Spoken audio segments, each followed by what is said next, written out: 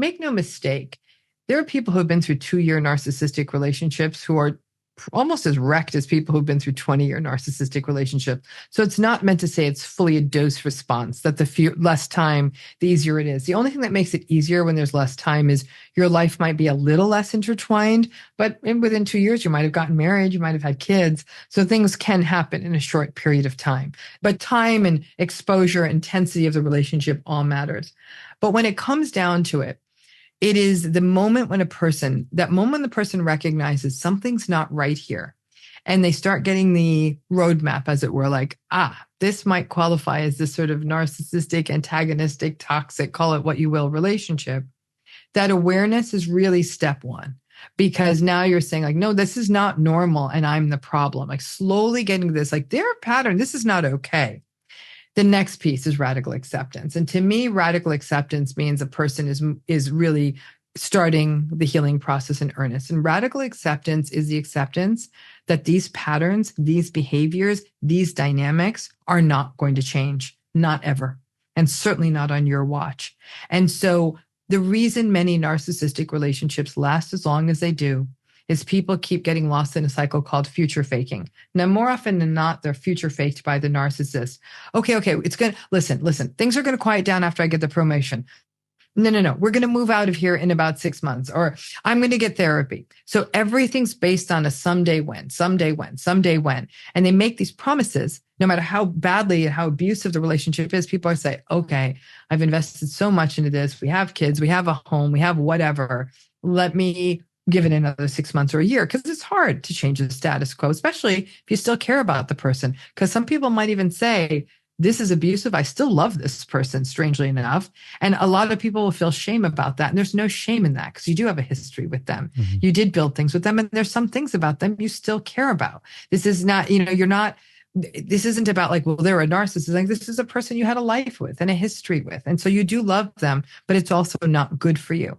But the radical acceptance is that slow understanding that this is not going to change. I can promise you that. I've been doing this too long. That's a good thing about being old. I'm like, I can really say this definitively in a way I couldn't have done early in my career. And so as people get into radical acceptance, it's not just a radical acceptance that they're not going to change, because radical acceptance doesn't mean that you're signing off on what they're doing. You're not giving into it. You're seeing it clearly. And radical acceptance is also, especially for people who can't leave these relationships, it's the acceptance that even if you get it, it doesn't mean that their hurtful words won't hurt you, right? So it's also the awareness that this was hurtful.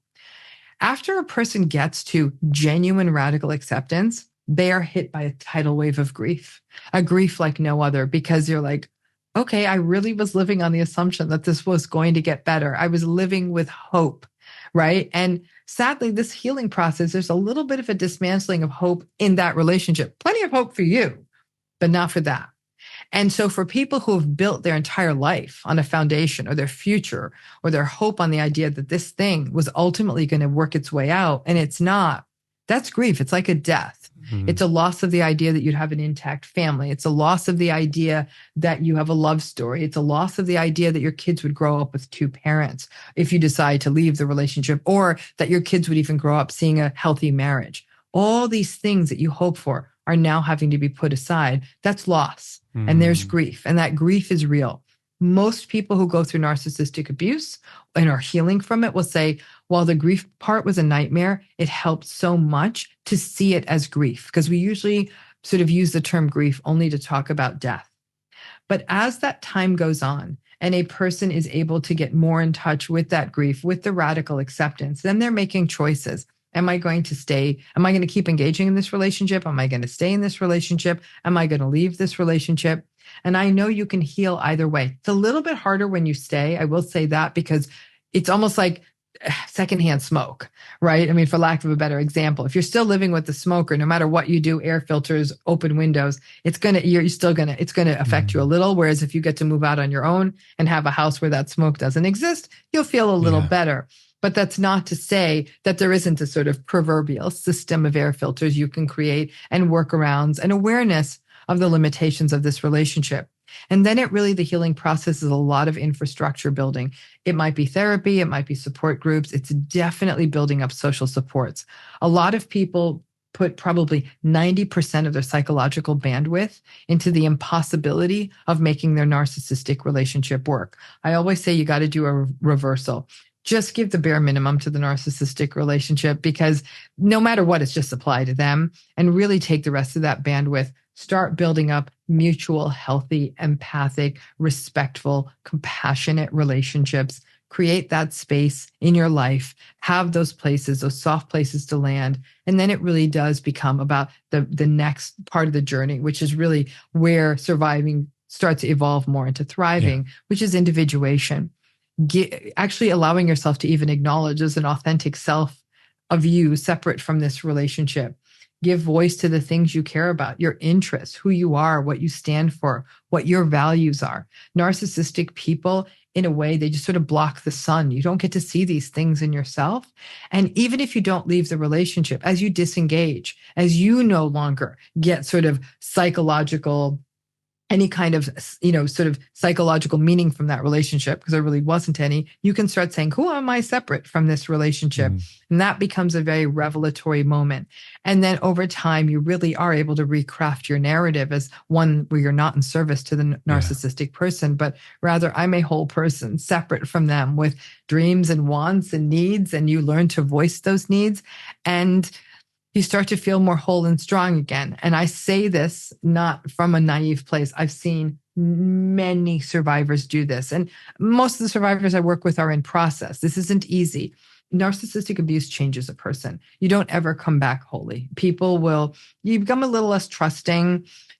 I think outside observers would say survivors might be a little bit cynical. I don't like them being called, I don't mind the word cynical. You want to call me cynical, call me cynical. I think they're more discerning. I think people are a little bit more aware. They see red flags. They distance a bit more. It's about allowing yourself to disengage from people who invalidate you. So it's really an overhaul of a human being. This doesn't happen quickly. For some people, it can take decades. And like I said, as a survivor myself, I can tell you, I carry some of these wounds to this day, and I'm never gonna not have them. There are holes in me. There are neuroses in me. There's self-doubt in me, self-blame in me. That all comes from that origin. That was my story. I'm lucky that I got to turn it into working with people on it, but it's always a burden I'm going to have to carry. And instead of believing I can fully lighten it, I almost embrace it as part of who I am. I think that comes across in your writing, actually, particularly in this latest book. It does feel, dare I say it, personal. It feels that you are on this mission. At times, there's real emotion in the book about how strongly you feel about these concepts. And, it was one of those things I took away. It was like, wow, Dr. Ramani really, really is doing this from a place of passion to get this message out there so that these people who are suffering feel seen and feel heard. It's, that bit about grief is interesting, because it's not just grief for the relationship. I guess it's also a grief for the person they used to be. Sounds like they lose something of themselves when they're in these relationships. So you're grieving on multiple levels, aren't you? You're grieving also, it's a loss of innocence. Right? Because when people have gone through this, it's almost as though you've seen something of human nature you wish you didn't have to see, right? Like I said, that's why many survivors, I've heard them being critiqued for being cynical, for being closed off. It's not true at all. They're not being sort of like a big friendly puppy dog anymore. They're sort of moving much more cautiously, right? I mean, if you look at people who've been through trauma, there's very similar cautiousness that often accompanies trauma survivors. They're very tentative about making sure that the ice is thick enough to watch on. If you watch how a cat walks, very tentative, like, is this a safe surface? That tentativeness is definitely something you see in folks who've been through narcissistic relationships. I actually don't think that's a bad thing. I think slowing down, paying attention, how does this feel in my body to be around this person? If this doesn't feel good, I know how bad this can get. Maybe I'm not going to do this again. And so I think that it is there's an awareness, but it is a loss. It's a loss of this. I would tell you this again, from a very personal standpoint, is that I envy people who can have this really kind of almost youthful, bright, bubbly take on love stories. And I mean, I get a little tense when someone talks about a new relationship in the sense of like, I really look heavenward and I'm like, please let this be okay for them. That's not an easy way to live. Like, I want to just be like, yeah, it's your wedding and you're going to be happy forever. Instead of this kind of like, please, please let it be okay for them, creates this kind of anxiety, right? And you want to be the kind of, yay, rah, rah, happy, happy. It takes a little of that away. And I think there's a sort of a little bit of an edge to survivors. I don't think it's a bad thing, but it's a loss of innocence, right? It's a coming of age, which a lot of us didn't necessarily sign up for.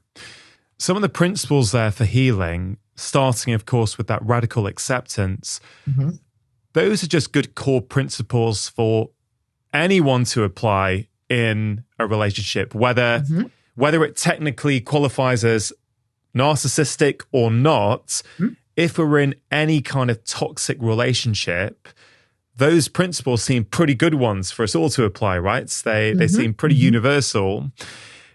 When it comes, though, to narcissistic relationships, I thought about this in three ways, right? At work, let's say your boss is narcissistic. You know, maybe you're choosing to be at that job. Of course, if you can leave and get another job, okay, great. That could be a fantastic way to move on from it. Of course, not everyone can. So I thought about work. Then I thought about, intimate relationships when it's your boyfriend or your girlfriend or your wife or your husband, whoever it might be, because you've chosen on some level that partner.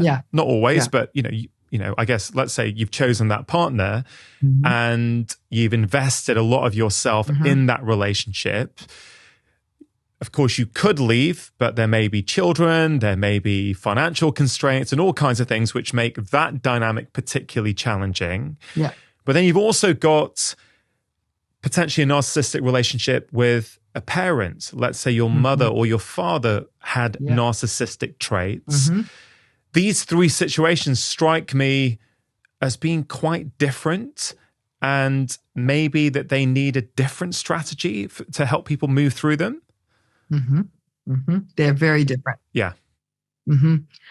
So, there's sort of they're the narcissistic relationships we quote unquote choose, if you will, right? Because we, other than, there's obviously some people who are arranged into marriage, forced into marriage. And I'm aware of that. And that narcissism's a real problem there.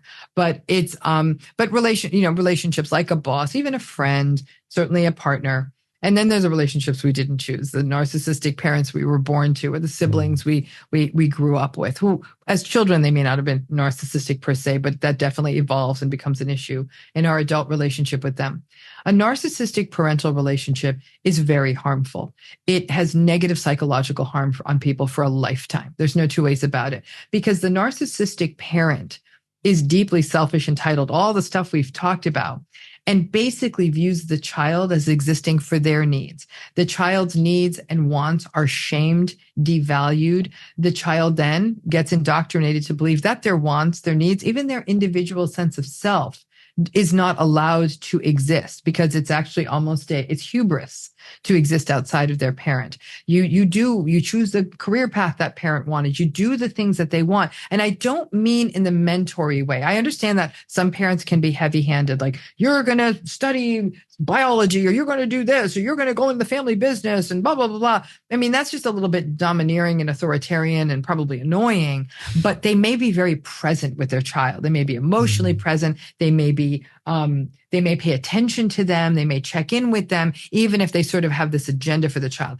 I'm talking about a parent who just says, these are the edicts. I don't care how you feel. These are parents who do not hold any space for their child's emotion, who might shame their child's emotion. So it shapes the identity of a child. And the main things that come out for somebody who has a narcissistic parent or parents or caregiver is that I am not enough. I am not good enough. And the only way I'm going to be loved is if I find a way to serve this other person and be everything they want me to be. So you can see that's one hell of a setup going into an adult relationship. So that can create a much more problematic trauma bonded structure. It can create disruptions in attachment. Now, people who have one healthy parent, healthy-ish parent, and one narcissistic parent might still be able to securely attach to that more present parent. But you still see, though, many people will say when they get to adulthood, they felt unprotected by the other parent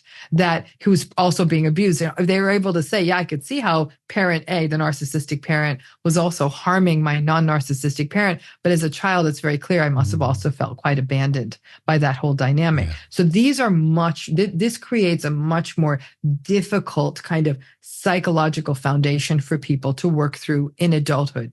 It definitely sets up a vulnerability to get stuck. If you get into a narcissistic relationship in adulthood, it's harder to exit, for example, from a narcissistic intimate partnership or even in a narcissistic workplace, because it creates almost a template that normalizes what the sort of the toxic structures of these relationships. So that's that.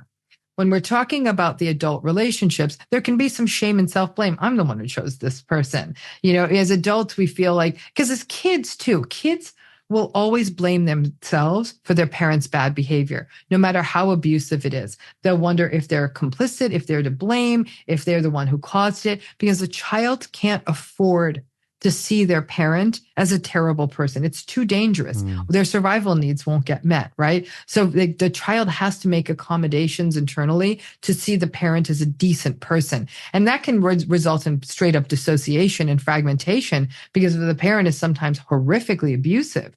This is why you can see severe complex trauma and everything coming out of childhood, because that child has to fragment to exist with that abusive parent. Now, when we jump into adulthood, those same kinds of rationalizations and justifications have to happen. We blame ourselves so we can maintain the status quo of the relationship.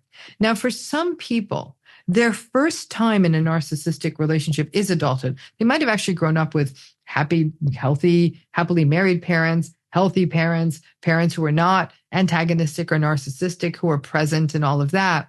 But because narcissistic people are charming and charismatic and attractive and successful, you meet them in adulthood, you're just as likely to get pulled into them as a person who did have a narcissistic parent. The difference is if you did not have narcissistic parents, you might be a little less likely to get stuck because you will have a sense of like, wait a minute, this person's really treating me badly and this isn't okay. So what happens in adulthood is that we might feel responsible, we might feel complicit. We're like, I chose this person. And the level of confusion will in part be moderated by whether or not you came from a traumatizing, adverse, or narcissistic early family environment. You mentioned abusive parents.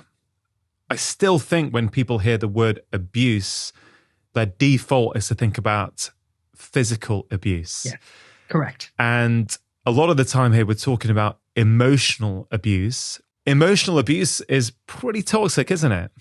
Yes. Well, let's put it this way. Every child who's physically abused is simultaneously emotionally abused. The two go together, right? So there's no child who's being physically abused in the absence of emotional abuse. There are many children, though, who are emotionally abused who are not physically abused. Okay. So the emotional abuse is the constant, whether there's physical abuse on top of that, sexual abuse, other forms of abuse on top of that's the piece that may vary.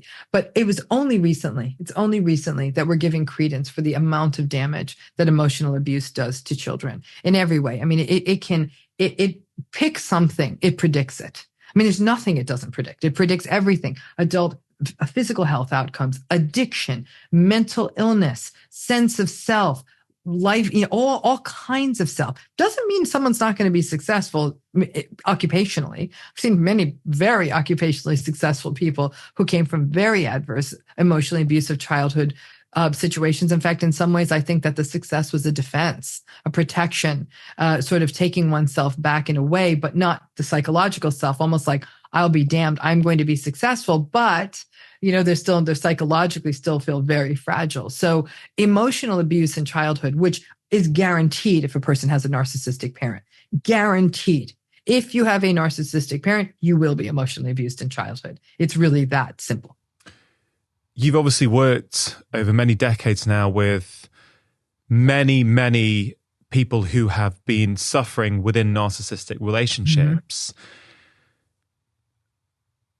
I'm absolutely not putting any blame here on anyone, to be really clear.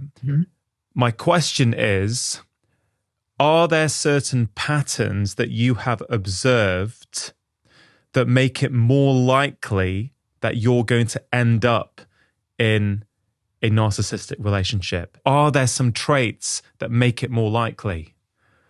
So let's divide it up, right? Because there's two processes here. There's the getting into a relationship and there's the getting stuck in a relationship, right? Because getting in, everyone is vulnerable to narcissistic folks, right? Attractive, charming, charismatic, confident, successful. Come on. I mean, it's, really, unless you're really like, I'm going to really try to find the least successful, unattractive, but really sweet person. It's usually not what most of us are doing. So somebody comes along with those qualities, charm, charisma, all the rest of it. Most people are going to pay attention to that. So I'm saying everyone is universally vulnerable to getting in. The difference is that getting stuck. Right. Yeah. And that's where we see a difference. So this is where I tell folks, everyone's like, how could I have been so dumb to get in? I said, you weren't dumb to get in. All of us get in. Once you're in, and especially once the love bombing is passed and you're getting into the devaluing phase, we're at the early stages of trauma bonding, then there are vulnerabilities to getting stuck. And some of the vulnerabilities to getting stuck are quite variable. Some of the ones you'd expect, people who had very adverse, traumatizing early childhood environments, they're more vulnerable to getting stuck. People who had narcissistic parents where these kinds of toxic patterns were normalized, definitely vulnerable to getting stuck. People who are rescuers and fixers, people who feel like I can do more. I can be a doer. I can be a caregiver. I can make this better. That might be a role somebody carried early in life, almost as a attachment response or a trauma response to fix things so they could maintain closeness and a sense of safety. So those folks are often vulnerable. Believe it or not, the one group that's actually vulnerable to getting into these relationships, but probably a little less maybe stuck, but I think they also do get stuck, are people who come from very happy families. So these are families where parents were happily married and we believe in you and we believe in love and love and togetherness, love. Those folks believe that love solves everything. And they'll often have families like, we can figure this out for you and just love them more. And so there can be almost this sort of optimistic bias that folks who come from these really happy places will say, okay, like I can make this work and we've had some good times. And they might get into this really sort of incredibly fixer mode. I call it the happy family paradox. The one advantage that group has is because one thing that happens to a lot of folks who go through narcissistic relationships is they can get quite isolated and feel unsupported. Those folks who come from strong social networks, even if they got isolated from those networks for a minute, when they get out, they have a soft place to land, which can really facilitate their healing. But also there are qualities of the relationship that can make it more possible for people to maybe get in much more quickly. Like people who are in a rush to get into a relationship, people might say, all my friends are getting married. I want to have a kid, whatever it may be. They might say, I'm 38. This is who's in front of me. And they might feel like, I gotta keep going. I'm not going to go back out there and start dating again. People who are going through transitions in their life. So they've moved to a new city. They've come out of a relationship. They've just left a job. They are going through grief over another major loss. Those folks are also very vulnerable to getting into these relationships. So there's these things that are happening in our life that sometimes sort of pull us off our mindfulness. And you're right. I gave this lecture to an audience. And after I went through the list of what keeps us stuck, they're like, you just listed just about everybody. And I'm like, kind of, yeah, because the trauma bond is a sort of universal phenomenon in many ways. And so, but if you're not in as much of a rush, and I will tell you that will help, but I'll tell you this, the thing that can help people, in addition to sort of knowledge, sort of protect themselves in these relationships is to develop a fully formed sense of self. We don't do that enough. We're very other reference. Like, I should be going to this university. I should be having this kind of job. I should be living in this neighborhood. I should be doing this. I should be making this money by this age. And I should be, we're very externally referenced versus who are you? What are you about? What do you stand for? We don't have folks grapple with those questions. It's a shame because we have such a rich opportunity to do this with kids, particularly in middle school and high school, and we don't do it. Yeah. I think we could really lose some of the classical school curriculum and just do this work because it can't happen in a lot of families. And I think the error has always been like, well, this is the stuff that should be happening at home. Well, it's not happening at home for 80% of people. One of the things that seeing someone like you in clinic or seeing a therapist gives people is perspective. It helps them step outside of their life to actually look at what's going on. And I think I've heard you talk about a process called whiteboarding, is it? Is that what you use with clients sometimes? I have, yes. I mean, but I think with whiteboarding, it's probably giving it more of a technique-y name than it deserves. You can do it with a piece of paper, which is really laying things out diagrammatically. Sometimes just seeing your stuff written out, you're like, oh, I see the train there. I see where this is coming from. It's not because the more we make things identity. So in other words, if you make a failure, your identity, failure is even a strong word, a mistake. If you make a mistake, your identity, I'm the disorganized, foolish person who can't keep anything in the right place and is never going to succeed. Versus, what is that voice protecting you against? Where did that come from? You sort of snake through the origins of that. And then you start to recognize that that voice often isn't your own. Again, it's internalized from other places. It's serving to protect you. It might even be helping you avoid something else. But too often we let all of that simply become our identity. And that this idea of sort of whiteboarding it and putting it outside of you and then showing that this is coming from here. Is there a different kind of response you could have? That allows people to just sort of lay it all out and then even erase things and say, okay, I could try it this way. Or I didn't even realize that I was internalizing this from my father or something like that, that there is a way to sort of do this by laying it out. But you're absolutely right. Therapy is a perspective inducing place. And when done right, the therapist will, again, not only bring empathy and compassion and respect, but also I don't practice psychoanalytically. I practice very humanistically. So I'm very much present with my own emotions in the room. So when a client shares with me that they've had some kind of particularly invalidating experience, you'll see it on my face. And I might say something like, ouch, like that must have hurt, or did that hurt you? And they'll say, oh, it did hurt me. I thought I was just being too sensitive. And in that moment, when I'm saying, I'm just hearing a story as a third person and I could feel that hurt. And they're now saying, oh, it was okay to be hurt. Like, I'm not weird for that. That now what's happening is they're having the opportunity to have validation for very real emotions that they're experiencing, especially for people in really antagonistic, toxic relationships who have been told over and over again, you're a drama, you're being ridiculous, you have no right to feel that way. And so when someone's saying, gosh, that was hurtful, they're saying, oh my gosh, my emotions do have validity. You have no idea how powerful that is, because all of a sudden now a person's giving their feelings permission, something they were told to cut off a long time ago. Trying to get this heightened perspective on our life, of course, can be done in many different ways. We mentioned therapy, this technique called whiteboarding.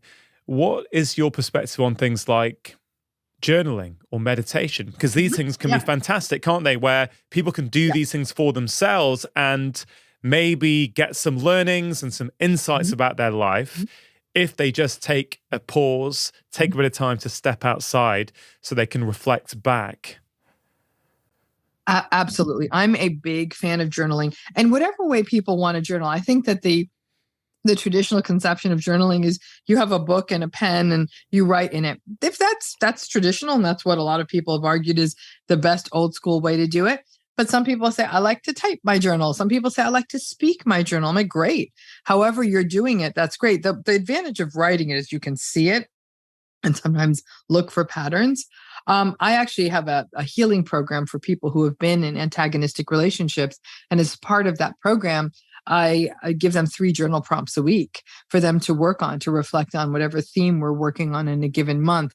So I think that the beauty of journaling is, again, it continues the work of therapy. It keeps people, it's not like people should only be self-reflective for an hour a week or an hour a month or however often they go to therapy, but it pushes a person to do that, to be reflective, to recognize they have a private space to write down feelings that could be uncomfortable, that they're struggling with, to give themselves a different kind of perspective. So I actually think that journaling is a very powerful technique. I think meditation can be useful too. I think the challenge with meditation is people feel overwhelmed by it. They feel like I don't want to sit for an hour and a half someplace in silence. And then again, it's almost like those successive approximations.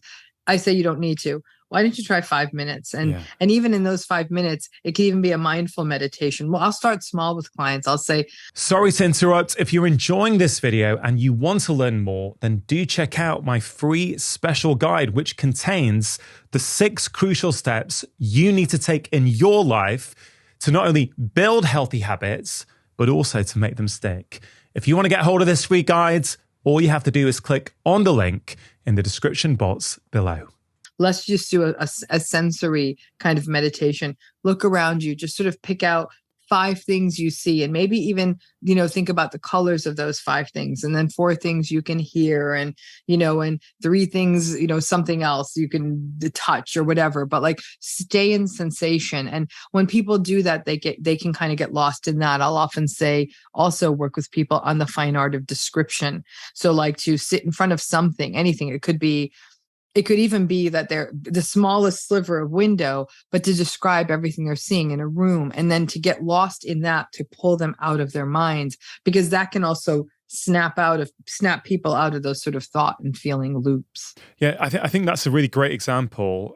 For someone who's skeptical, who's hearing that and going, okay, Dr. Ramani, I can sit there for a few minutes and I can tell you or tell myself or write down 5 things that I'm seeing and 4 things that I can touch or whatever it might be.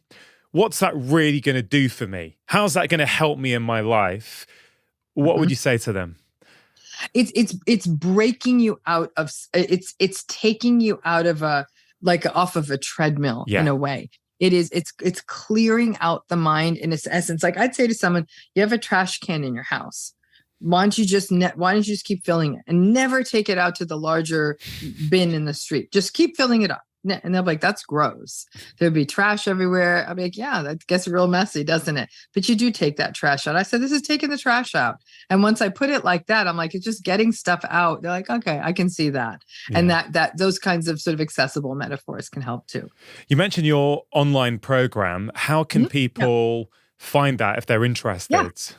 So if the design of the program is that people who are experiencing toxic, difficult, antagonistic, narcissistic relationships often aren't able to get the kind of therapeutic care that they need, or they need something that's an adjunct to therapy. This program is not meant to be therapy. It is very much an educational program where people learn about the themes of these relationships and, again, do journal prompts, have workshops, have Q&A sessions, have a moderated, safe community platform. All of that information is available on my website, which is drramani.com. It's DOCTOR and then RAMANI.com. And then if you go there, you'll find that all that information is there for how to enroll and what's included and, what to expect. And that becomes a real touchstone for people. They'll say, oh, now I understand what this dynamic is, what that dynamic is really it's a place to sort of try to help people, again, encourage therapy where it's going to be necessary, but also understand the terminology and to understand what's happening to them, to their psyches, to what to expect in these relationships, how people are so filled with self-doubt, self-blame. And it's a place to really validate what happens in those experiences and get your questions answered. Yeah, I mean, I've no doubt your online program will be super helpful for so many people. Thank you. I've seen what happens on your YouTube channel. You've really struck a chord with people, which is why I think so many people are consuming that content. They're leaving such wonderful comments there, which really, to me, it's been fun spending a lot of time there over the past few days researching for this conversation. And, the comments are just wonderful to read in terms of you're just shining a light on issues that people didn't have a voice. They didn't have a way to communicate. They didn't know what was going on until they saw some of your videos. So, I think the content you're putting out is fantastic. Perfectionism. Right, that's another way we self-sabotage, isn't it? I wonder if you could speak to that a little bit, please. perfectionism is a particularly nasty part of the self-sabotage cycle, because it's setting a bar you will never reach. Nothing is perfect, right? So just by setting a perfectionistic standard, you've already lost, right? So you'll never get the thesis written. You'll never get the dinner made properly. Nothing's ever going to be enough. And some people believe perfectionism is a defense, right? It can be a defense of allowing a person to live in sort of in an idealized state of, if I can say I'm going to try to make it perfect, then in a way I'm aspiring to be perfect. So on an unhealthy side, it can be part of a grandiose defense of like, I'm trying to be perfect, which means it's possible to be perfect. But then on the other, the perfectionism means that people never get anything done. It can stop things from getting done. The perfectionism can also be part of what we're just now talking about, a part of being in a very toxic, antagonistic, unhealthy relationship, because the belief then becomes is if I'm perfect, then this relationship would work out. If I could keep the house perfectly clean and the dinner comes out perfectly and I go to work perfectly and succeed and make money, then I will be lovable. So the perfectionism in a sort of twisted way gets connected to love. I will be lovable if I do everything just right. Because it's impossible to be perfect, people who are high in perfectionism really do exhaust themselves because it can't be done. And in the case of more toxic people who attempt to be perfectionistic, they'll often rage at the world because they can't be perfect and they'll blame other people for not being able to achieve that. So it's a really, really insidious kind of a dynamic. And I think, unfortunately, we're talking about social comparison. The way the world is set up these days, you could be a perfect parent and a perfect worker and have a perfect house, and your refrigerator can be perfectly organized, and you can have a perfect wardrobe and a perfect body. Like that, those are always being touted as possible standards. And so because it's like, well, I could have a better body. I could have a more organized refrigerator. I could have a cleaner house or a more successful career. People are always pushing themselves. Perfectionism, what it does is it pushes people out of the moment. You're never staying present in the moment because there's always something else you could be doing because there's no way to achieve that state. You're running after a constantly moving goalpost. You're never going to reach it. Yeah, the way I've seen it with patients is, I don't know, something as simple as, yeah, doc, I'm going to start running. I think that's going to be really good for me. And 2 months later, they still haven't done anything because they're still researching the best shoe or the right running gear or the correct type of workout to do, when just going for a 10-minute run around the block is probably the best thing they could do to get started.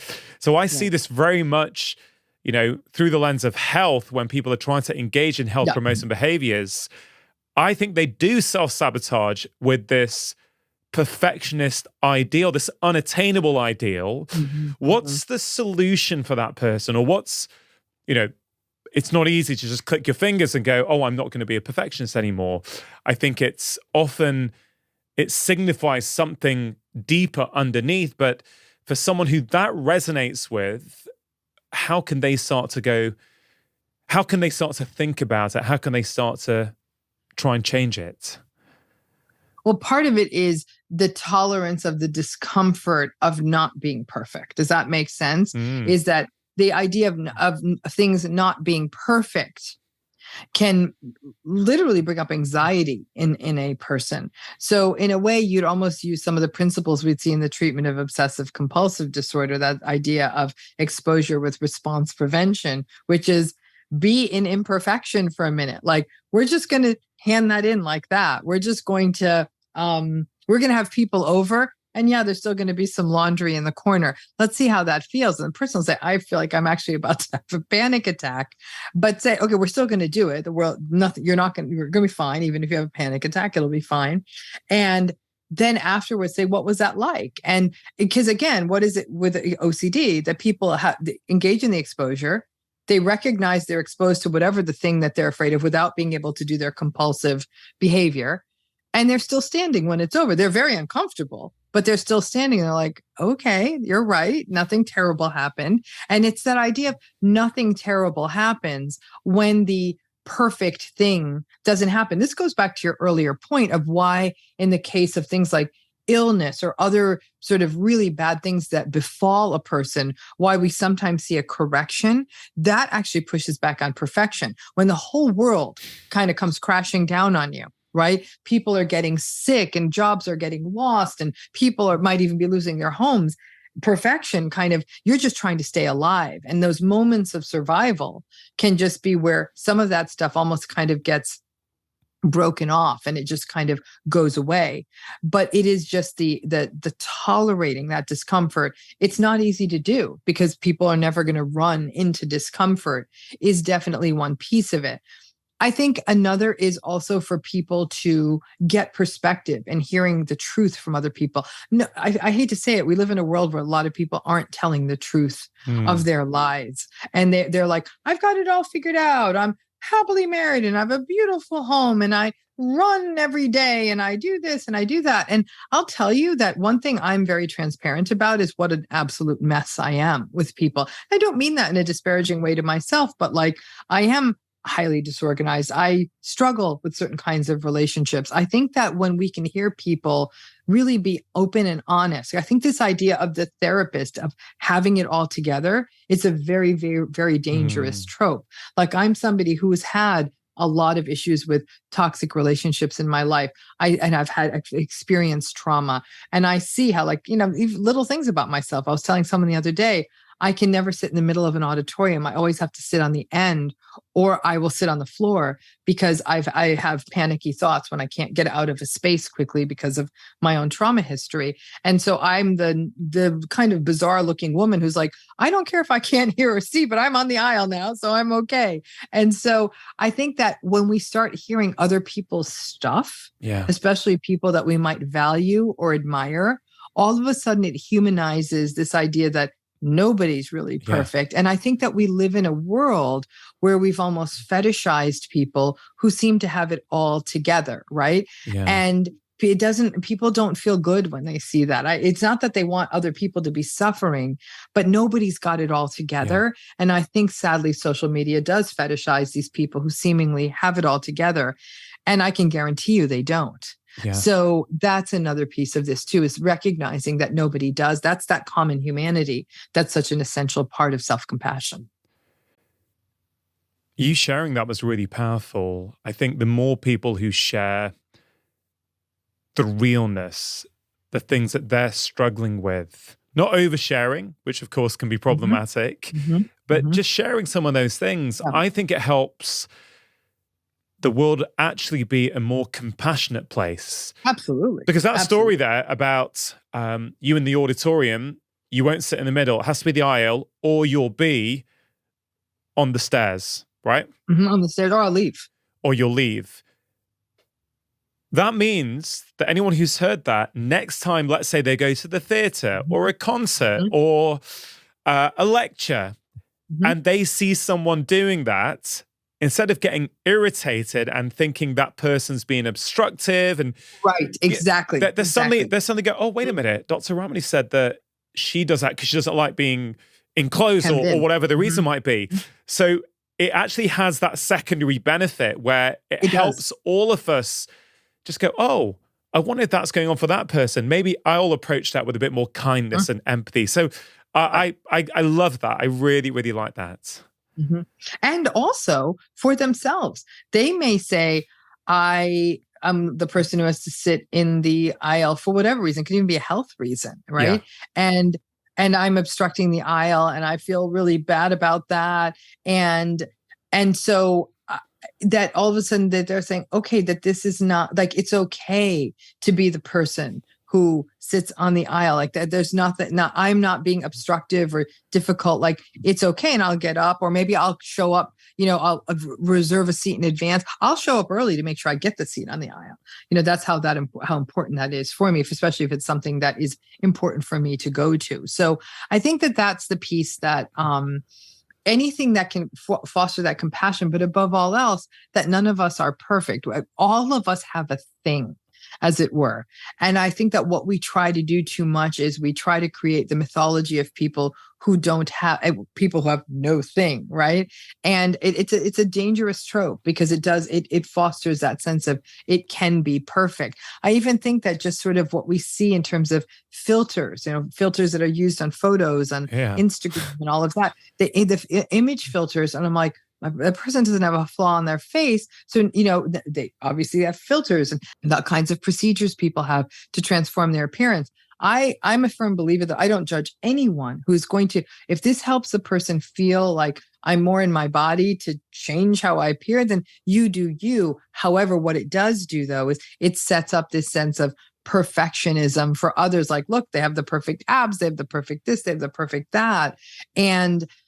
And I think that, again, we fetishize that. And it relates to economics and all of that. Is if you can keep setting perfectionism as standard, people are going to keep spending money. And actually, in some ways, letting people know, like, you're kind of being a shill for an economic system every time you fall into that. People are like, oh, I don't want to be that. And it's like, then don't try to be a perfectionist. Yeah, I think this, social media, it's just inbuilt to the nature of it. I think it's almost, I don't want to be too doomsday and call it a losing battle, but there was some optimism at the start when you mentioned how the digital natives, that generation now, perhaps some of them at least, are getting the potential downsides of these platforms. But I think it's called perfectionist presentation. That's what we post online generally. We don't post the pile of dirty laundry that needs to be done, or the fact that the washing basket hasn't been emptied in 2 weeks, or the fact that your fridge is messy. Because, who wants to really see that? Who wants to share that? Who wants to really see that? So we can rationally know that what we're seeing from anyone who we follow is just a narrow slither of their their life, right? But I don't think that rational side of us is enough. I think our brain is just absorbing these images that everyone else has got it together in a way that we don't. They're all doing exciting things. They're all seeing amazing sunsets every day, to the point where you may have just been on holiday and had a wonderful holiday. And then you come back, first day at work. Well, you know what? Someone else is going to be on holiday now, but you feel bad because you're seeing that. So I think it's a really tricky one that we're going to have to wrestle with as a society going forward. Absolutely. How do we manage this? I don't think it's a simple fix. No, it's not. Two other things, Dr. Ramani, I've heard you talk about relating to self-sabotage is when we're overly invested in a specific outcome and when we pathologize our own needs. I wonder if you could speak to those two things and how they relate to self-sabotage. Yeah. So it's this idea of, if I can just get into this university, my life is going to be perfect. If I can just get that wedding venue, then everything in my life will be great. If I got that car, then I know I'll always be fine, right? So a person attaches their sense of well-being to some form of an external outcome, achievement, or something like that. That is a slippery slope. You go back to that idea of giving your power away. Now you're really literally hinging your entire well-being on something, A, that's not within your control, and B, is really fleeting. And what then ends up happening is the person does get into the university, maybe does get the place they want to have their party, and then it's done. And there's a real sense of, okay, now what, right? So now they might start chasing another carrot, or that thing doesn't happen. And a person falls into a depression of like, well, I didn't get this thing, so I'm never, ever going to come back from this. And so I think that getting too linked to a goal versus that, these are there's various options. I work, a friend of mine, a guy named Matthew Hussey, who gives a lot of dating advice. He said something so beautiful to me the other day. He said, you have to fall in love with your plan B. And I loved when he said that, because I would argue that you not only have to fall in love with your plan B, you pretty much need to have a pretty good crush on your plan C and D and kind of like your plan E. Because I think what happens then is that we are opening ourselves up to option, right? The more rigid someone is, the less healthy they are. Sort of a basic premise of personality, right? The more rigid the personality style, the less healthy the person is, because they lack that flexibility to kind of go when things don't work out. And so antagonistic personalities are interesting because they're incredibly rigid and unyielding.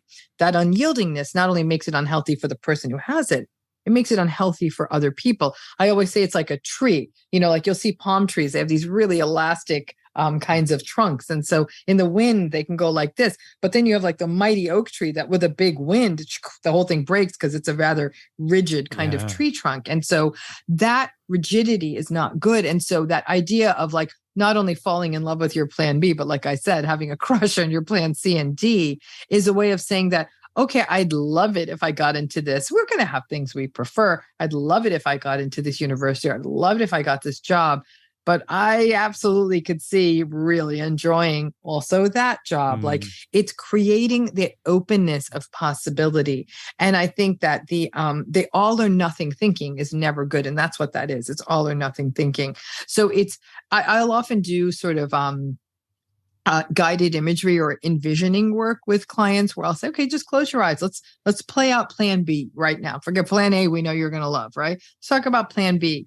And then really closing your eyes and say, okay, now I want you to imagine walking in the door there. I want you to imagine moving into there.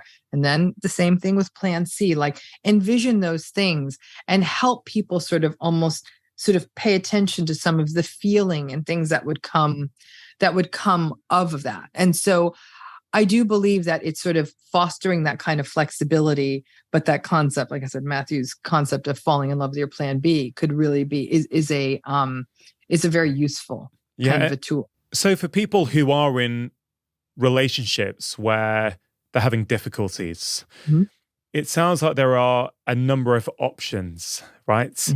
What advice do you have for people when they're not sure what to do? Should I stay in this relationship? Should I try and work at it? Should I leave this relationship? I know it's a very, very difficult to give a black and white answer to that. What are some of the things you would encourage people to think about when considering what they should do with the state of their relationship? So you're going to sit with yourself right off the bat. And especially if again, this is not a judgment you can make after knowing someone for a week or two. Odds are that by the time a toxic relationship is sort of taking a toll on someone, they've been in it for a year or two, or even 50 or 60. But it's to ask yourself the question, how will I proceed in this relationship if I know this person's not going to change and this circumstance is not going to change, meaning the situation, the relationship? How am I going to proceed? Because that's a very different question. Many people in these relationships are living on hope. It's going to get better in a year. It's going to get better when they finish school. It's going to get better when the children move out. It's going to get better when this happens, when we have more money, yada, yada, yada. I'd say, nah, today, I'm asking you, if I'm telling you this relationship is not likely to change, what would you do? Listen, some people say, if this is never going to change, I don't want to spend another minute doing this. And they may actually set on the path of ending it. Some people will be hit with a wave of grief saying, what? This is not going to change. And then say, no, it's not. And then the next series of questions is then, what do you need in life? A person will say, well, I want someone to talk to. I want people to spend time with. And that might then lead people down paths of cultivating friendships in a deeper way, joining social clubs, becoming more involved in workplace, volunteering in their community, getting involved in their spiritual community, learning what the dance is in their relationship, recognizing that this is going to sound like a strange example. I always call it the good, the bad, and the indifferent. But if they're really in a toxic relationship, I'll say, listen, if something really good happened to you, can you please take that to a really supportive friend first? Like you got the promotion, tell your friend, tell someone you know is going to be so happy for you. Get that good energy. And then when you tell that person who traditionally invalidates you and they're like, oh, did that promotion of yours come with more money or something cynical like that? You've already gotten those good feelings. I'm not saying it's not going to hurt, but at least it doesn't deflate your balloon right out the gate.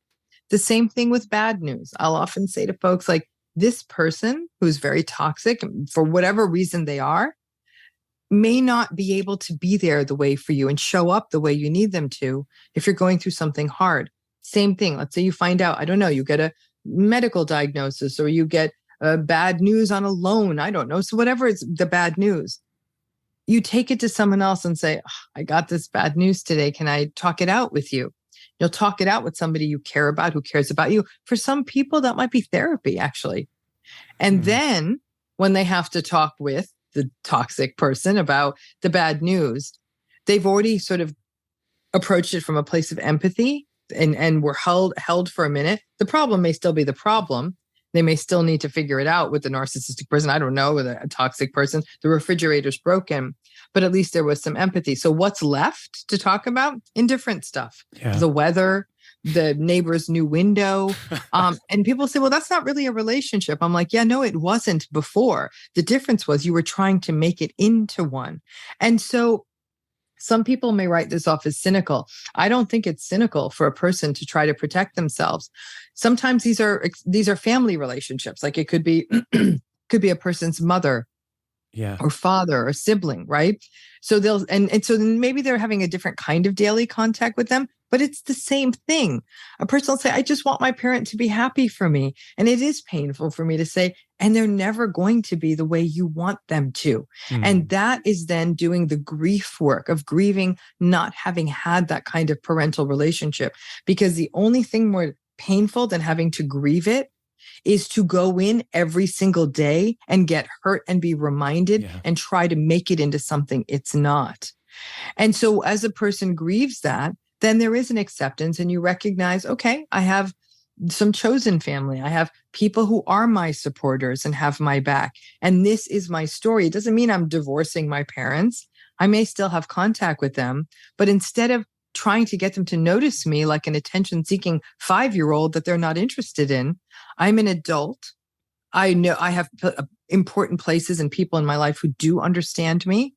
And I will show up and have whatever sort of maybe more superficial relationship with these people. But now there's a little more of a sense of command. But it does mean you do have to process that grief, because there can be a lot of it when you recognize that these really important relationships are not what you'd hope they would be.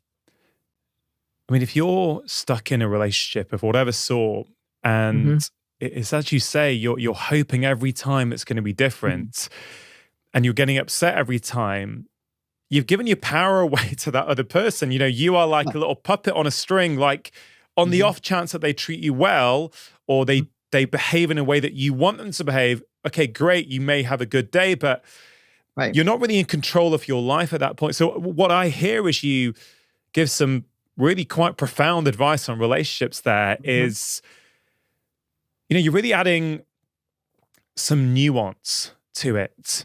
You're almost, you know, in some ways you're actually, and there's an irony that you're in LA as we have this conversation, you're in some ways shattering the myth of the Hollywood romantic relationship, right? Heck yeah. Yeah. I call myself the fairy tale killer. I'm like, no. Yeah, but it's true, because I think, you know, buying into that story, like many of us do growing up, that we're going to just meet the one and fall in love, get married, and then life is going to be roses and, you know, whatever else every single day. That's not reality. That is just not how it goes down. But again, if you think it is, you keep thinking that you're failing because you're not meeting this fictional reality. And this wider point that, and I wonder where you think this fits in here. In the West, at least, we're becoming more and more individualistic, aren't we? We're living in nuclear families. We're often away from friends, tribe, family. We've moved away for work. And it's really interesting. In these kind of settings, we often put a huge amount of pressure on our partners to be everything, to be, you know, the romance, the confidants, the great parent, the friend, whatever it might be.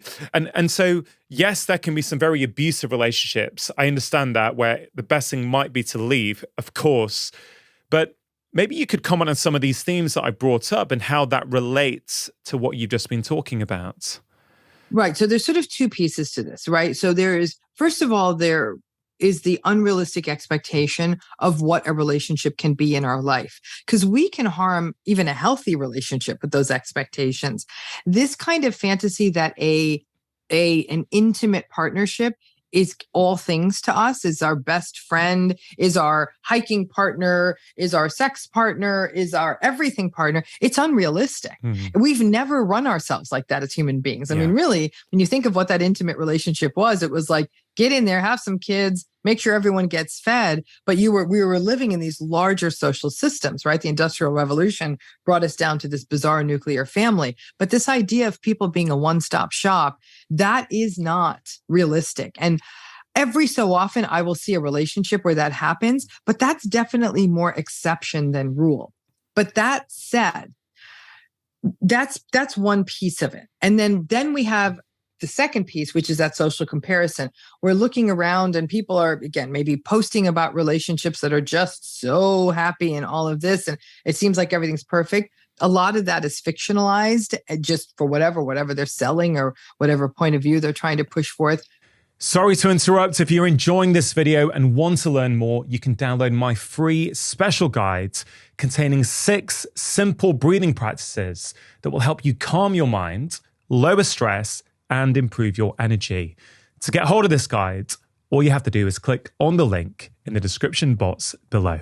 But then there's this third piece, which is when you have a relationship where the dynamics are actually and genuinely unhealthy. There's chronic invalidation, manipulation, entitlement, dysregulated anger, betrayal, deceit. Like, it's not good. It is not healthy. That becomes an entire other game, right? Where a person may still really feel stuck in that structure. They may justify the person's behavior. They may keep trying to change themselves, trying to change the other person, keep running on this hope. It's going to get better. It's going to get better. And it doesn't, right? That's a slightly different issue and that gets sometimes even to issues around trauma and not being able to break out of intergenerational cycles of relationships being about invalidation. But I think all of this, though, goes back to that original point I made, which is around expectations. And the bigger the gap between our expectations and what our lives actually are, the greater the distress. Yeah. So if our expectations are this and our actual life is this, that's a lot of distress. The more we bring the two together, and that's not about lowering expectations per se, but it's really about looking at, again, reflecting on oneself, like, what is it I want? What is this life about for me? But I do think that it becomes two different conversations when it becomes whether it's a person expecting too much of one relationship. And even that idea of a happily ever after is just going to come. It's not just going to come. I think that life has become a rather complicated space. People are living a very long time. I think people underestimate how much pressure, for example, children are on a relationship. Yeah. There's interesting data that shows marital satisfaction plummets to its lowest when people have children who are around 5 years old. And it really makes sense because those have been tough years of sleeplessness and uncertainty and people's attentions being divided and maybe less intimacy and less flexibility. And so that this idea of like, now we have kids and it's going to be even better. I'm like, oh, now that you have kids, it's about to get a lot harder. And I can say that as somebody who's worked with couples and worked with them and watched the difference between before and after kids. It was very rarely pretty unless these were incredibly well-resourced people who really weren't raising their own children, and then that's a different story. You see what I'm saying? So it's these scripts around expectation and how things are supposed to be and all of that get complicated. But then when you throw in there that you're in a relationship with somebody who actually this relationship is psychologically harming you because of their behavior, and yet you don't understand that. Like, we're not taught what psychologically unhealthy behavior looks like, that a lot of people then immediately will blame themselves and say, this has got to be something I'm doing because I actually liked this person at one time. So it's got to be me. And then they'll keep trying to like really destroy themselves in the process of trying to make this thing work. What did you see after March 2020 when there were lots of lockdowns across the world? And specifically in relation to relationships, whereby what I observed is a lot of people who, had a system they'd go to work, they'd spend this amount of time with their partner, they'd have this hobby that they do. Without realizing it, they had created a life where they had different relationships for different things. Mm-hmm. Whereas when suddenly all those things got shut down, of course, depending on where you're living in the world and what the restrictions were, people were often spending a huge amount of time with the same person, the person potentially that, they love and they really liked, but they thought, I kind of liked it when we had this pace to our life, not when I'm spending 7 days a week, 12, 14 hours a day. How did this change for you? Did you see this sort of coming into your practice or certainly playing a part there? Absolutely. I have to tell you, I know of very few intimate relationships that did not take a hit. I think the pandemic did more harm than good to intimate relationships or to close relationship. There's no two ways about it. Remember, couples who had a group, if many relationships are not meant for 24/7 consumption. They're not. They worked because these two people were apart 8, 10, 12 hours a day. But that idea of constantly being in each other's space, it didn't work. And, at the most extreme version of this, WHO and other agencies, there's data that came out of the UK, out of the United States, rates of domestic violence skyrocketed. And so that was already one sort of canary in the coal mine, that this was a problem, that these were likely that the separation of time and space between these two people may have dropped that likelihood of violence because they just simply weren't together as much. The frustration, the anger, the financial issues, the fear, all of that really, really kind of multiplied. But the fact of the matter is that by and large, the pressures of the pandemic, the shifts, and the shift in how time was spent. Another thing that happened that was interesting too was the way socializing changed. It became that the family, whoever you were sort of locked down with, became sort of the sole social space, as it were. And so people were now, again, they were putting pressure on a relationship. The only way I can liken it is you have your car in your garage. Your car is probably not designed to be driven 100,000 miles a year. It's going to conk out. Relationships aren't meant to be driven 24 hours a day either. And that's what the pandemic did. People were looking to the person to be their therapist, what are we having for lunch, breakfast, dinner? Like, oh my gosh, I haven't eaten lunch with this person in 3 years. And now all of a sudden we're eating all these meals together. And people were actually, sadly, more than a few people were learning, I don't really like this person. I liked them for 3 hours a day. I don't like them 24 hours a day. It didn't mean the marriages and the relationships were done. It meant that we were really learning how these people sort of consumed these relationships, how they were in these relationships. And some of us are, listen, as a naturally introverted person, I don't like being around people all the time. And so now this idea of having to be with people all the time because I was locked in with them, like, I'm in California with great weather. I'm like, I'm going to go outside for a little while. But I think people also found their limits being stretched in terms of how they choose to be social people. But relationships took a hit. And if people were in any kind of relationship that had any sort of toxic underbelly to it, forget about it. Those relationships blew up because that kind of pressure and uncertainty took people with those more antagonistic personality styles, and they could not cope. And in the face of that lack of coping, they took it out on their family members. And those folks suffered immeasurably during the pandemic. Another way I think people self-sabotage is with the voice inside their heads, the negative thoughts, the negative voice, basically, that's just saying what could go wrong and all these sort of things that many people struggle with. How would you encourage people to think about that if that's what's keeping them stuck in their lives? Well, so there's some interesting work on this. There's work in models like internal family systems therapies and even self-compassion work that talk about the inner critic, right? And even trauma therapists talk about this idea of the inner critic.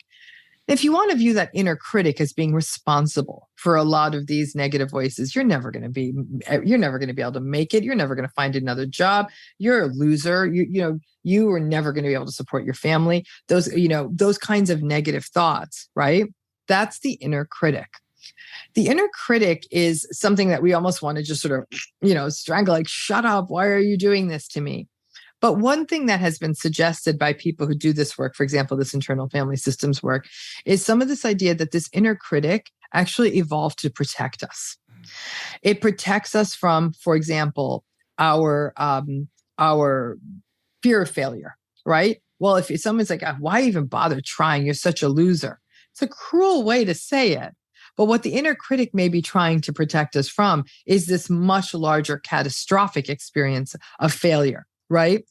But that's not the right way to do it. But what the inner critic is the internalized voices we've heard all our lives. And so they get transformed into this sort of, sometimes they're trying to keep us safe. Like, why would you try that new job? You're perfectly fine in this town. It's that sense of keeping the person safe. When people have been through any kind of trauma, safety is everything. And our sympathetic nervous systems evolve to keep us safe, which means we tend to be a bit more vigilant even when things are safe. Because if you've been through trauma, you've been through tremendous danger, you want to stay safe. The inner critic is doing all of that. When you look at Dr. Kristin Neff and other people's work on self-compassion, it becomes a really interesting offset to that. Because I think a lot of time is wasted in talking about self-love. Like, tell yourself how beautiful and wonderful you are. I'm like, oh my gosh, I'm not there. I just want to not be mean to myself. And that's where self-compassion comes in.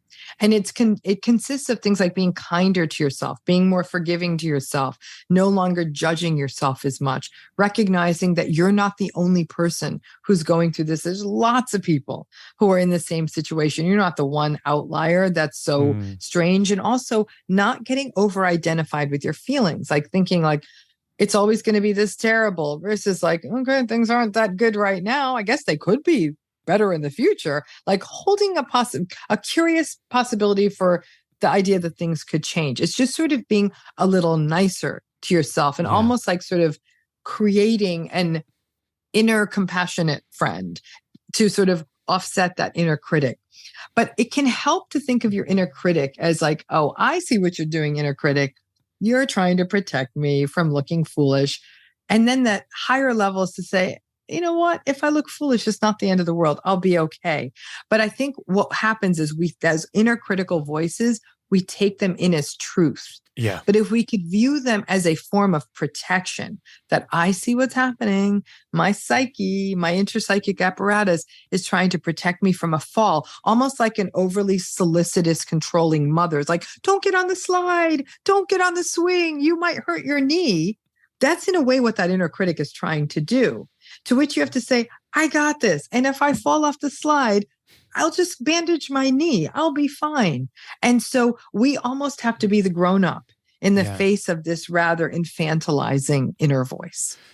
Yeah, it's a bit like what you said about procrastination. It's telling us something, right? That inner voice is telling us something. Yes. Like, instead of getting caught up in it, go, oh, it's saying that again, I'm not going to do this. It's like, well, where's that come from? Why is it there? What is it protecting me from? Right. You mentioned internal family systems. I spoke to Dick Schwartz on the show last year, and the reason I wanted to speak to him is because internal family systems, or IFS, has been transformative for me. I'm sure it is for many people. It has been absolutely phenomenal. You mentioned a lot of the beliefs we take on as, children of Indian immigrants, you in America, me in the UK, and, where our self-worth comes from, and the competitiveness and, this sort of need to be successful because that's kind of what is valued. And you can think about this stuff all you want, but I found the process of IFS helped me go in and change the story. The original story, where that came from, it's going back in there and changing that. And it's been phenomenal for me. In your view, what do you think of internal family systems? And for people who are struggling with that negative voice, what other kind of modalities do you recommend to them? Yeah, I mean, I think that I'm not a certified IFS provider. I've worked with clients who have, and my friends have used IFS, and people have found it to be incredibly useful. So I think that I recommend it to people who want to explore that and can find a practitioner who can do that kind of work. And so, but that idea of, are there other models that help people sort of detach from these voices? I think another really powerful model is something called acceptance and commitment therapy. It was a model developed by someone named Dr. Stephen Hayes. And I like acceptance and commitment therapy because it really finds that sweet spot between cognitive behavioral therapy and mindfulness and some of the work you see done in dialectical behavior therapy around acceptance. And so it takes in all of that.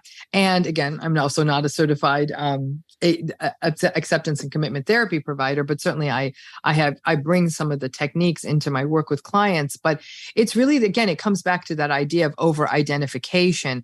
And Dr. Hayes talks about something called cognitive diffusion, where we're often like sort of fused with our thoughts. Our thoughts become literal reality rather than just thoughts, and giving, and encouraging people to diffuse from those thoughts so they don't become so real and they just become one of many options. Okay, I have the thought this is happening, instead of saying, I think I'm stupid and a failure. Hayes would even suggest a switch in language where you might say something of, I have the thought that I'm stupid and a failure. It's such a tiny little linguistic switch, but then you're like, which means there's another possibility, right? It opens it up. And that's these kinds of techniques are sort of opening us up, making us more curious, not saying I am this versus I could be this. I could be that. And to do this work of acceptance and recognizing that, life is hard and there are hard moments, but they don't define it. It is that idea that things are kind of, I always view it as like those restaurants where this food just keeps going by. You could take off the little trays. It's like a conveyor that something else is going to come by. And so I think models like that also bring in a lot of mindful awareness that thoughts come, thoughts go, feelings come, feelings go. And our fear of feeling often means that we detach ourselves from our feelings so we can feel safer. Why is it that you are so passionate about the topic of narcissism? Mm-hmm. I am passionate about the topic of narcissism for a couple of reasons. I wish I could say it was one why. I think one is a concern, maybe, is that this is harming people. And there's an absolute unwillingness of the mental health profession to recognize this, of families to recognize this. It's as though that's just how they are. They just speak their mind.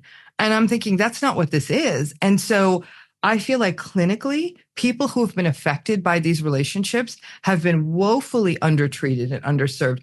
That's number one. But the number two reason is, why are we so fascinated? Why do we reward them so much? They make more money. They just do better by societal metrics. I don't know that they're doing better in existential metrics, but then it's the harm they do and how little we have really talked about this. And I think that's really where my fascination comes from. If we just take it from the top then, what is narcissism? Yeah. What's the definition, and how do we know if we're dealing with a narcissist somewhere in our lives? So there's sort of two ways to approach this. And I think that because your second question, raises already some difficulties with that first part of the question. So let's talk about what narcissism is. Narcissism is a personality style.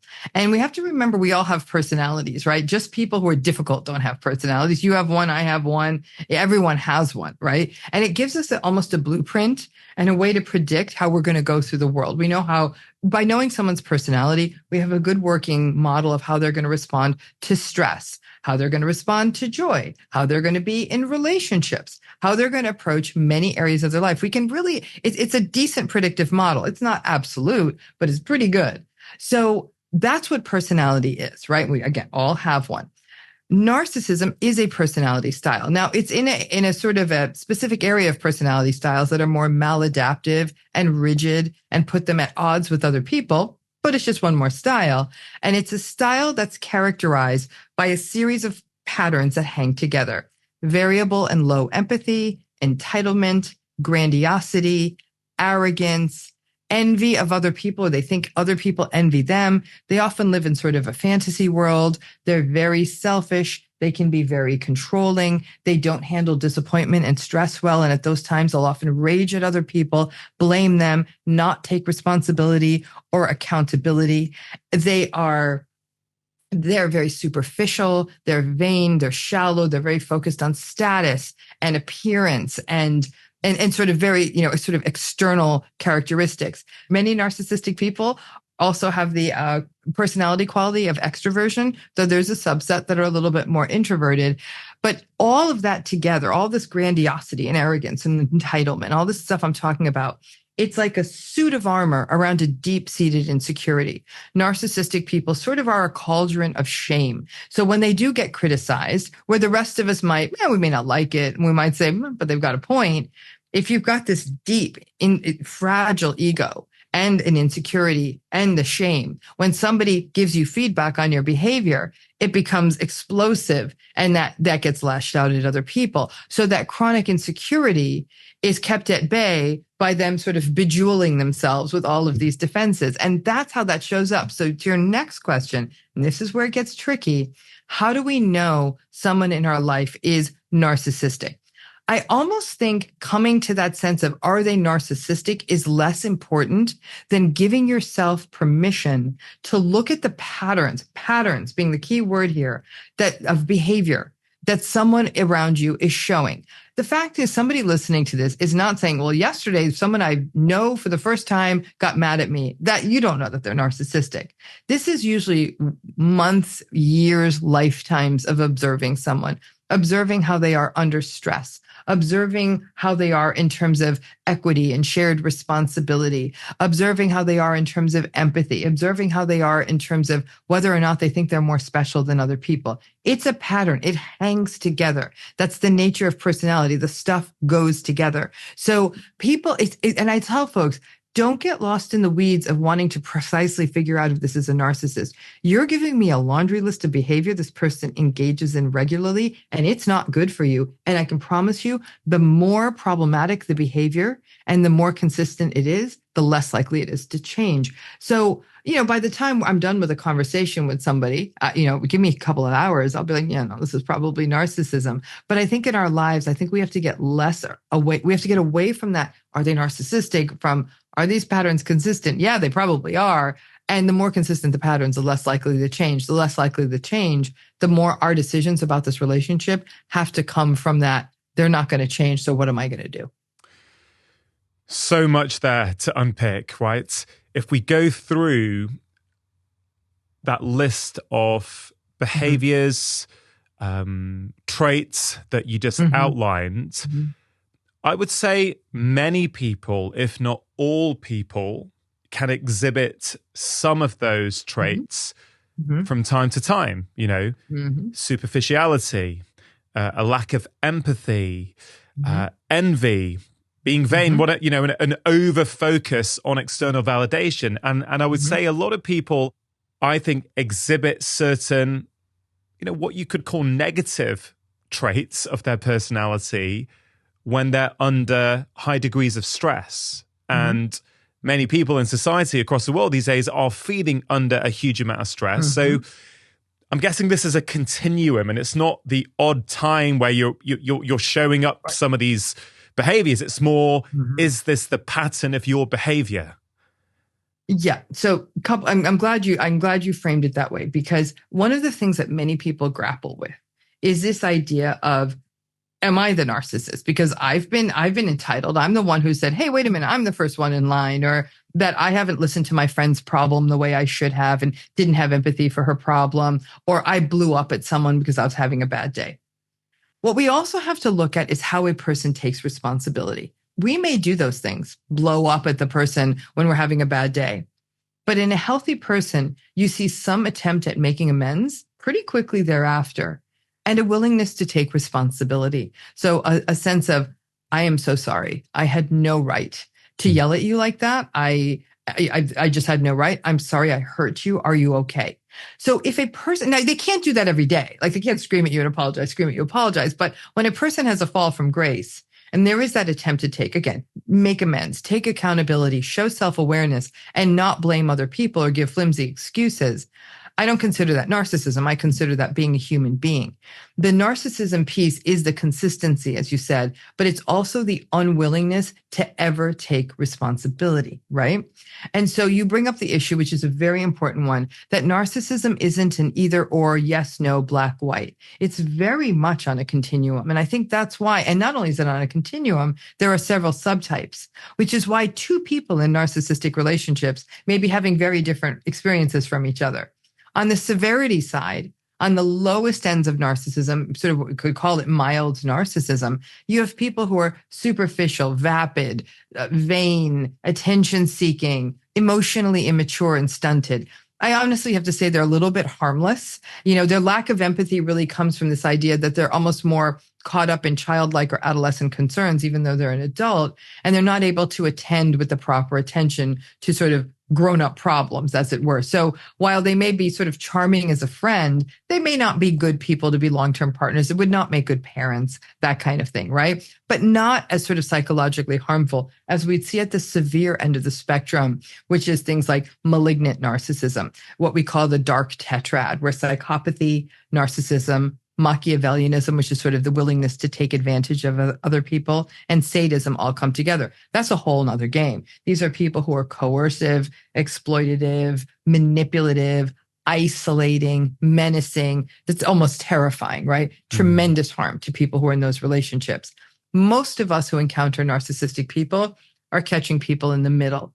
A moderate narcissism, that's not just that sort of mild, silly, attention-seeking, aren't I cute on Instagram narcissism, but certainly not that menace. But the moderate narcissism can do a number on us because there are enough good days to keep you hooked, but the bad days leave you questioning yourself. And after enough time, people in these relationships start to feel like they're a bad person, that they lack capability, that there's something wrong with them. Like that's not a good feeling. Yeah. So that continuum can give us a sense of why it can look so different. Not everyone who posts a selfie is narcissistic, but a person where that becomes their reason for living, they will get irritable with other people who won't take the picture of them or won't like the picture of them. It's all they talk about. They talk about that over being there for other people. Now we're in narcissism, right? Person who takes a selfie is a person who's taken a selfie. So I think it's making those sorts of discernments really, really matters. But I also think that we all have our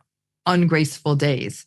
Yeah. Healthy people take accountability for those days and they apologize properly so that the other person feels whole and there's a place to grow from. Yeah, really helpful. Thank you. Another thought I had when reading your latest book, and also when you were just going through that list of behaviors, is that some of those patterns, or some of those traits at least, like a need for external validation, are often adaptive traits to how we were brought up, right? So let's say we didn't feel we were unconditionally loved by our parents. Well, we develop all kinds of compensatory patterns for that, which serve us in childhoods and often don't serve us when we become adults. Where does narcissism fit into that framework? Is it something you're born with, or can it be an adaptive pattern to trauma or, parenting styles, for example? So again, there's a couple of things sort of there, which is that need for external validation being a human want. That's absolutely the case. In fact, human beings who don't need external validation are the ones who are non-normative because we are a social species. We want to be noticed. We feel good when people think we did good. That's normal. And so the problem becomes when that becomes the only motivator, right? So there's no internal goal-driven system. So the narcissistic person will set their goals not on what internally matters to them, but to what they think the world wants them to be, right? That's where the grandiosity comes. I'm going to have $1 billion, and I'm going to have a yacht, and I'm going to have this, and I'm going to have that. But it's all sort of ephemeral, and it's all sort of like, I'm going to deliver the world what it wants so it thinks I'm great. But really, we have no idea what gives a narcissistic person meaning or purpose because they don't know. So there's a lot of internal sort of emptiness as a result of that, right? So it's not the need. So again, need for external validation is just one of the many things that comprises narcissism, right? If a person has a fever, we don't automatically assume they have bronchitis. There's a whole list of things they could have. That's one thing is a fever. So I'm like, now we're going to do more tests. The same thing with need for external validation. We all have it to greater or lesser degrees, but when that becomes a singular motivating space, that's a concern. Now, like you said, that need for external validation may be a compensatory mechanism for childhood. Here's the thing. Most of us did not grow up with unconditional love. Most people, they did not. They grew up with parents where it was very clear, if you do well in school, you will be loved more. If you help around the house, you will be loved more. If you do the things the parent wants, you get more of their regard. It's very rare for people who have gotten truly unconditional love. So every kid has gone through this, but it is certainly part of what could have been the entire sort of sequelae of or the constellation of stuff that contributes to why someone becomes narcissistic, which takes us to that question, right? How do people become narcissistic? And so it's multi-determined. And the pathways that make people narcissistic just as often, more often, I would say, don't result in narcissism. So that's part of the trick here. We can tell the story backwards. Now, the pathway of adversity, okay? So these are kids who are grown up in adversity, neglect, abuse, lots of conditional love, do what I tell you to do, serve my needs, be what I want you to be. And that's the only way you're going to get love kind of thing. That's certainly a vulnerability pathway for narcissism. But even that said, most kids who grow up under conditions of adversity, neglect, trauma, abuse, conditionality, all of that, attachment disruptions, don't go on to develop narcissism. They may go on to develop many other things, complex trauma, severe anxiety, all of that, addiction, but not necessarily narcissism. There's another pathway though. And the other pathway to develop narcissism is one of over specialness. This is really interesting research that's been coming out of the Netherlands from people like Eddie Brummelmans and others who are suggesting that telling the child that they're more special than any other child. Not just that they're special. All kids are special and all kids should know they're special. But kids who are told, you're more special than that kid. You shouldn't have to wait in line the same way. You should get more time playing soccer. You should get the better teacher. You're more special. So in essence, they're indoctrinated into a sense of entitlement.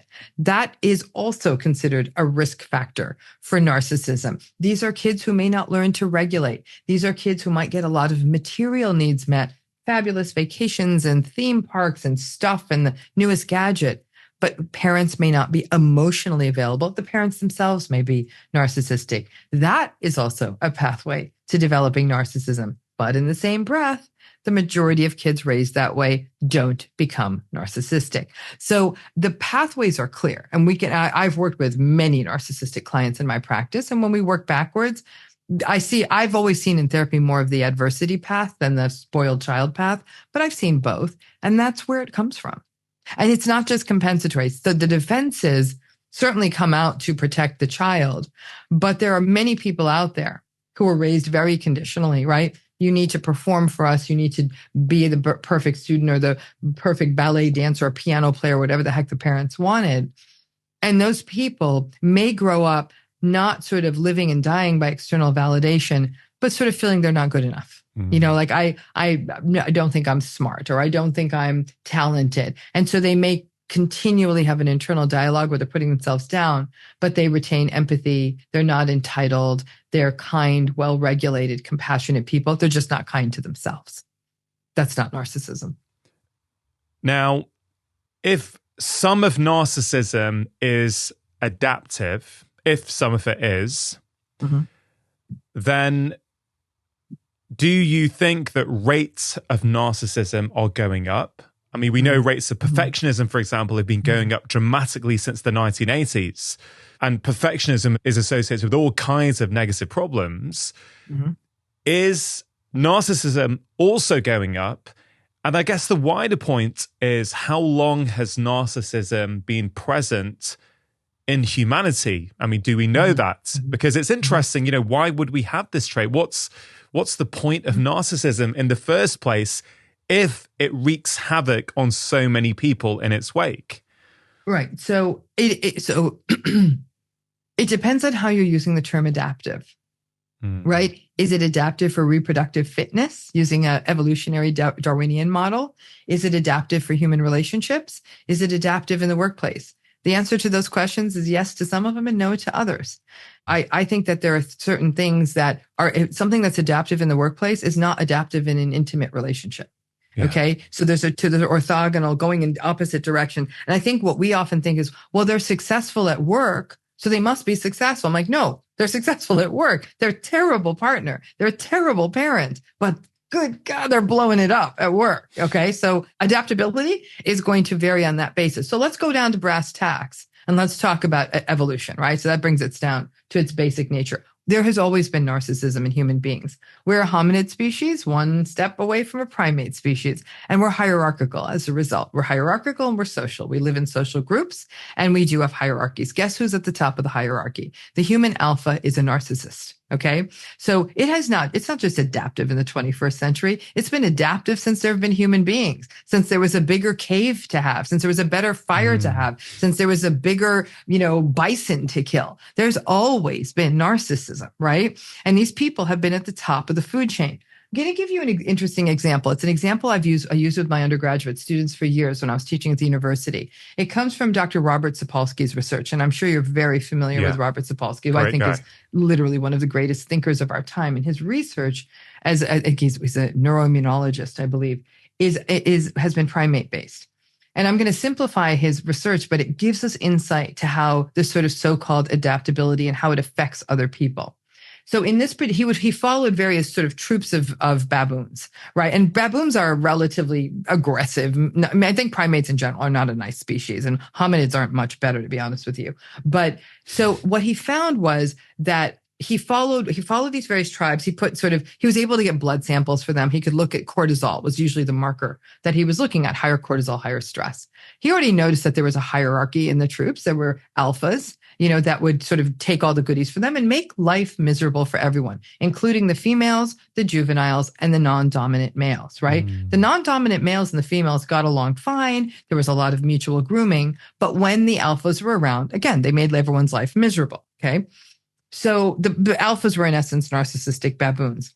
And in one of the troops he was studying, the alphas there was like a safari park, like it's where human beings would be. And they got their hand in the garbage can, they found tainted food and all the alphas died. No more alphas, just juveniles, females, and non-dominant males. And I'd always ask my students, so what happened? What happened in that troop? A lot of the students assumed that the non-dominant males would have stepped up to the position and taken that alpha position. That's not what happened. What happened in Sapolsky's research was in that alpha-less tribe, in essence, all the narcissistic baboons died. The tribe got healthier. Their cortisol levels dropped. There was more cooperative grooming, and the tribe functioned better. He figured over time it was going to change because juveniles swap tribes when they get to adolescence in baboons. So new crop of alphas would have come in. But I found that research so compelling because if you talk to anybody who has to interact with narcissistic people, workplace, family, and they say, ooh, those family members didn't come to this dinner. It was so much nicer. Those people were moved to another office. It's so much more peaceful. So the adaptability is for the narcissistic people. They've adapted beautifully. They are the alphas. They've always been at the top of the hierarchy. Our history books are written about them. They have been the kings. They have been the leaders. They have been the warriors. Frankly, they've been the innovators, right? So they've always been the ones we paid attention to. They always had more money. They always had more resource. They took what they wanted. And so if you're going to argue adaptability, I'd say, heck yeah, they were adaptable. That doesn't mean you want to be in a relationship with them. Yeah. So interesting. Thank you for sharing that. That I wasn't aware of that. That is really, really interesting. In particular, that in the alpha-less group, everyone gets healthier. Yes, everyone gets healthier. That's the key. That's the key. I mean, there's a couple of ways to really think about that. Initially, I think, well, a world without narcissists would probably be calmer. more compassionate, full of empathy, and everyone gets healthier. But of course, narcissism is very common. So I'm not advocating for a world without narcissists, just to be clear in that sense, because they're everywhere. In fact, do you know how common it is? I don't advocate for a world without narcissists because I don't ever want anyone to be harmed or just, yeah, exactly, be told that they don't belong. I would advocate for a world without narcissism. That's what I would advocate for, or a world without rewarded narcissism, if that makes sense, To your other point, though, which is the frequency. This is the question we're grappling with, right? Because there's lots of research out there that looks at the prevalence of narcissistic personality disorder. It's epidemiologic research where people have done structured clinical interviews, usually in clinical settings. And it's complicated to get this data because if you look at like a standard outpatient, like a person's private practice, the rates aren't going to be that high because these are not people who voluntarily seek out therapy. If you go to inpatient settings, you might see it more because there'd be more involuntary patients. If you go to prisons, you see a lot more prison mental health statistics are higher. But on average, narcissistic personality disorder, depending on the research study you're looking at, is somewhere between 1% and 6%. But the real question is, what is the prevalence of clinically significant narcissistic personality, not disorder, personality, enough that other people would notice it, enough that it impacts their behavior, enough that it would cause, I would say, significant impacts in the relationships, workplaces, whatever places that these people are navigating. And that's the question, right? And I've seen sort of spitball numbers floating out there of anywhere from like 1 in 6, 1 in 5. So somewhere between 15, 18, 19%. So about, somewhere between like 1 in 6, 1 in 5. Some of this is going to have to do with geography. You're going to see this personality trait probably more prevalent in major metropolitan areas where the employment is going to pull for it more. But that's probably a good guess. So if you know 6 people, odds are that one of them is narcissistic, if you want to look at it that way. Yeah, and also it's really hard because the point you made right at the start of this conversation is that this is a topic that needs more awareness, right? Mm-hmm. People aren't talking about it enough. The medical profession probably not recognizing it enough. And therefore, how do you get good research on this? How do we get those numbers when, it could be heavily, heavily skewed because of this lack of awareness? And could you just briefly clarify the difference there? You mentioned narcissistic personality disorder, a diagnosis made by a healthcare professional, and clinically noticeable narcissism. Yeah. Enough narcissism that other people notice it. Just briefly explain the difference, because I think that often gets confusing for people as well. Mm-hmm. So let's talk about I'm going to talk about that research piece first. How do we study this? How do we even figure out how many people are narcissistic? I'm going to tell you the answer to that. I really don't know because we don't have any good measurement scales. The problem is narcissism is so multifaceted. The most widely used narcissism scale, I don't think it does the trick because it gets a lot at things like assertiveness and leadership. So it gets at all the sort of forward-facing, grandiose kind of qualities, but not at the stuff that really does the harm. A little bit, it gets at entitlement. It's hard to get people to fess up to their narcissism. The research shows very clearly narcissistic people actually judge themselves as being very empathic, very nice people.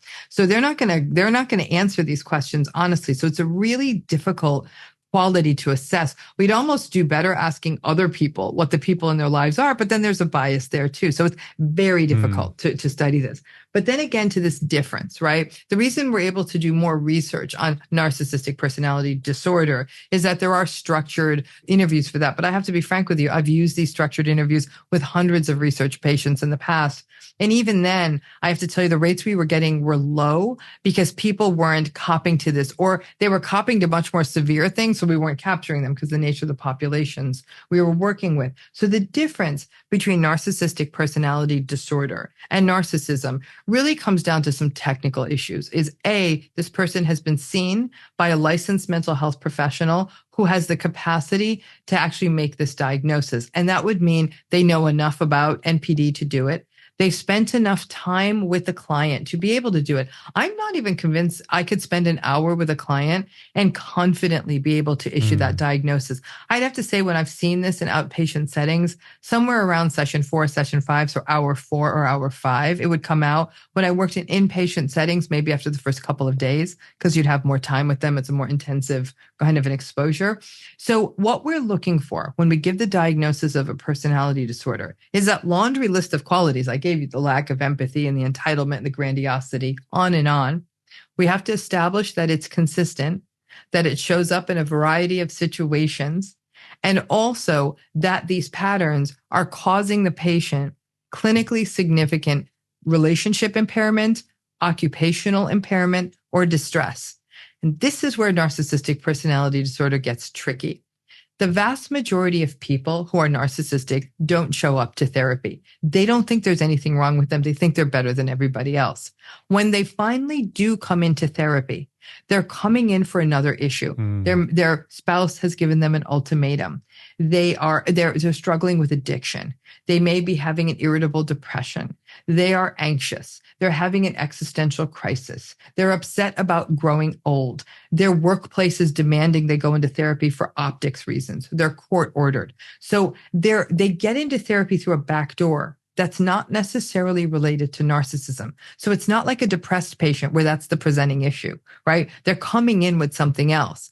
It's the therapist's job. It's to sort through all that. And most therapists, unfortunately, get caught in on the presenting diagnosis. We think about this too medically versus what else is going on here. It's a big problem in addiction research and addiction treatment. 60% overlap between narcissism and addiction, which is why there's so much revolving door stuff and there's so much relapse because the narcissism doesn't get addressed. So these are the things that bring folks in. And because of that, we're not seeing them in clinical situations. And even when we do, something else is grabbing our attention. But that's the difference is most people who are narcissistic, not only is this trait not causing them impairment, they seem to be doing better for it. They make aggressive business deals. They're willing to step over other people to get to the head of the line.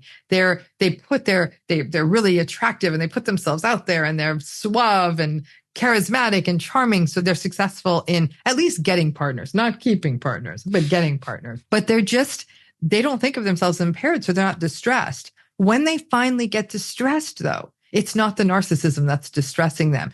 It's some problem. My wife is leaving me. I got caught in my affair. I got caught harassing people in the workplace. I didn't get the promotion I thought I would. My startup failed. That's the stuff that makes narcissistic people get into therapy. And then they go into therapy and they blame everyone else. And they want the therapist to climb on the bandwagon and sort of say, yeah, everyone's out to get you. And when the therapist doesn't do that, they often drop out of therapy. If you enjoyed that conversation, then I think you are really going to enjoy this one that I picked out especially. I really feel your work beautifully helps people see patterns in their life. I began to notice that who developed chronic illness and who didn't wasn't accidental. These people have certain personality patterns that I kept noticing over and over again.